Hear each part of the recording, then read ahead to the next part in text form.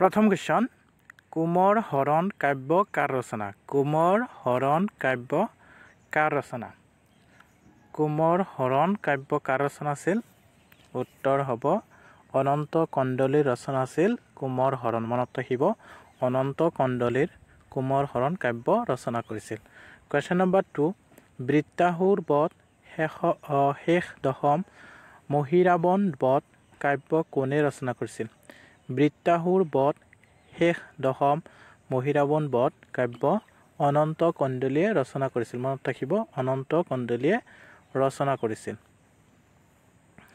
question number 3 অনন্ত কণ্ডলীৰ বৃত্তাহুৰ বধ ভাগৱতৰ কোনটো স্কন্ধৰ ওপৰত আধাৰিত অনন্ত কণ্ডলীৰ বৃত্তাহুৰ বধ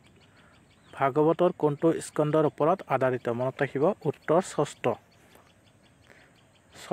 মনত ৰাখিব কোৱেশ্চন নম্বৰ 4 অনন্ত কণ্ডলীৰ একমাত্ৰ নাটকখনৰ নাম কি অনন্ত কণ্ডলীৰ একমাত্ৰ নাটকখনৰ নাম কি উত্তৰ সীতাৰ পাতাল প্ৰৱেশ মনত ৰাখিব সীতাৰ পাতাল প্ৰৱেশ অনন্ত কণ্ডলীৰ একমাত্ৰ নাটক কোৱেশ্চন নম্বৰ 5 শ্ৰীচন্দ্ৰ ভাৰতী নাম কোনজন অসমীয়া কবিক দিছিল শ্ৰীচন্দ্ৰ ভাৰতী নাম কোনজন অসমীয়া কবিক দিছিল উত্তৰ অনন্ত কণ্ডলীক দিছিল মনত ৰাখিব অনন্ত কণ্ডলীক দিছিল এটা শেয়াৰ কৰিব অনুগ্ৰহ কৰি আৰু পেজটো যদি ফলো কৰা নাই ফলো কৰি ল'ব কোৱেশ্চন নম্বৰ 6 অসমীয়া বেশ কোন অসমীয়া বেশ কোন অসমীয়া বেশ কোন উত্তৰ ৰাম সৰস্বতী আছিল অসমীয়া বেশ মনত ৰাখিব ৰাম সৰস্বতী অসমীয়া বেশ মনত ৰাখিব কোৱেশ্চন নম্বৰ 7 ৰাম সৰস্বতীৰ পিতৃদত্ত নাম কি ৰাম সৰস্বতীৰ পিতৃদত্ত নাম কি ৰাম সৰস্বতীৰ পিতৃদত্ত নাম হ'ল অনিৰুদ্ধ মনত ৰাখিব অনিৰুদ্ধ হ'ল ৰাম সৰস্বতীৰ পিতৃদত্ত নাম কোৱেশ্চন নম্বৰ 8 ৰাম সৰস্বতীৰ দীক্ষা গুৰুৰ নাম কি ৰাম সৰস্বতীৰ দীক্ষা গুৰুৰ নাম কি ৰাম সৰস্বতীৰ দীক্ষা গুৰুৰ নাম হ'ল মুকুন্দদেৱ মনত ৰাখিব মুকুন্দদেৱ হ'ল ৰাম সৰস্বতীৰ দীক্ষা গুৰু কোৱেশ্চন নম্বৰ 9 মহাভাৰতীয় কবি বুলি কাক আখ্যা দিয়া হয় মহাভাৰতীয় কবি বুলি কাক আখ্যা দিয়া হয় এটা শেয়াৰ কৰিব অনুগ্ৰহ কৰি মহাভাৰতীয় কবি বুলি ৰাম সৰস্বতীক আখ্যা দিয়া হয় মনত ৰাখিব মহাভাৰতীয় কবি বুলি ৰাম সৰস্বতীক আখ্যা দিয়া হয় কোৱেশ্চন নম্বৰ 10 প্ৰাচীন অসমীয়া কবিসকলৰ ভিতৰত সকলোতকৈ সৰহ সংখ্যক পদ ৰচনা কৰা কবিগৰাকী কোন এই কোৱেশ্চনটো বহুত ইম্পৰ্টেণ্ট হয় মনত ৰাখিব আপোনালোকৰ পৰীক্ষাত দিব পাৰে চান্স আছে সো মনত ৰাখিব উত্তৰ হ'ব ৰাম সৰস্বতী মনত ৰাখিব কোৱেশ্চন নম্বৰ 11 বধ কাব্যৰ ৰচক কোন বধ কাব্যৰ ৰচক কোন বধ কাব্যৰ ৰচক হ'ল উত্তৰ ৰাম সৰস্বতী মনত ৰাখিব বধ কাব্যৰ ৰচক ৰাম সৰস্বতী কোৱেশ্চন নম্বৰ 12 ৰাম সৰস্বতীৰ বিৰচিত বধ কাব্যৰ নাম লিখা ৰাম সৰস্বতীৰ বিৰচিত বধ কাব্যৰ নাম কি ৰাম সৰস্বতীৰ বিৰচিত বধ কাব্যৰ নাম হ'ল কুলাচল বধ আৰু জটাসুৰ বধ মনত ৰাখিব কুলাচল বধ আৰু জটাসুৰ বধ কোৱেশ্চন নম্বৰ 13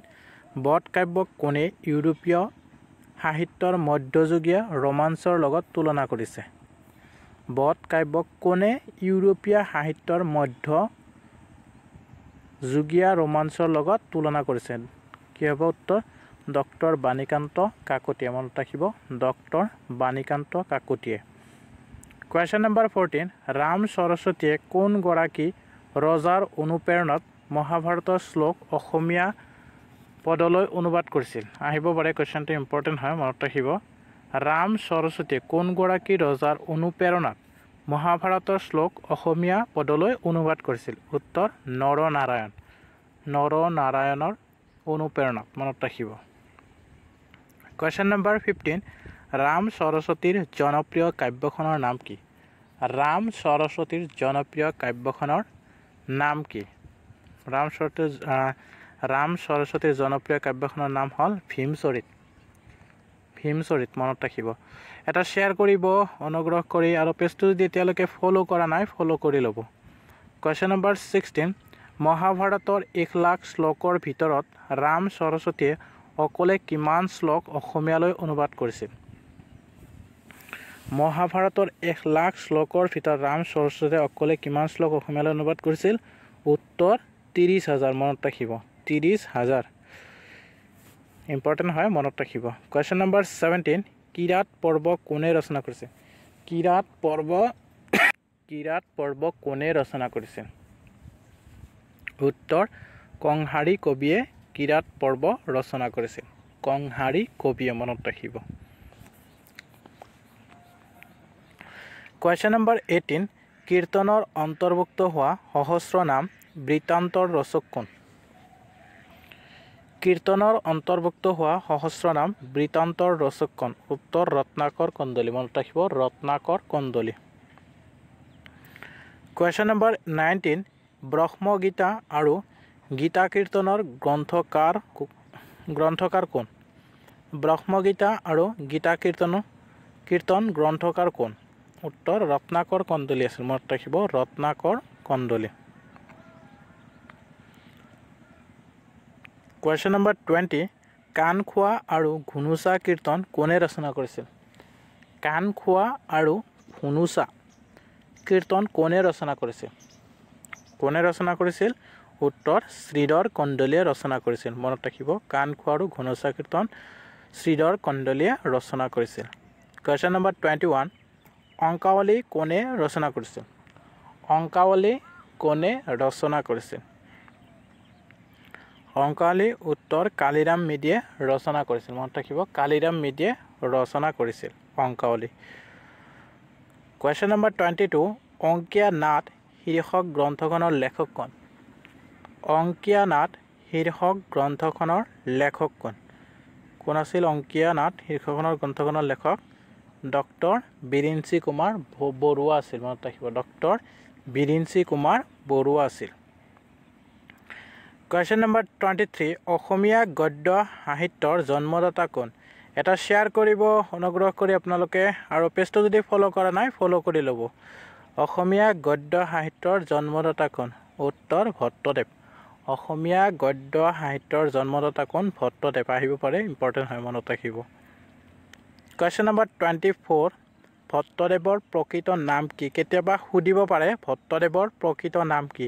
মনত ৰাখিব ভট্টদেৱৰ প্ৰকৃত নাম হ'ল বৈকুণ্ঠনাথ ভট্টাচাৰ্য কুৱেশ্যন নম্বৰ 25 ভট্টদেৱৰ পিতৃৰ নাম কি আছিল কি হ'ব উত্তৰ চন্দ্ৰ ভাৰতী আছিল ভট্টদেৱৰ পিতৃৰ নাম চ' আজি 25 কুৱেশ্যন আলোচনা কৰিলোঁ ভিডিঅ'টো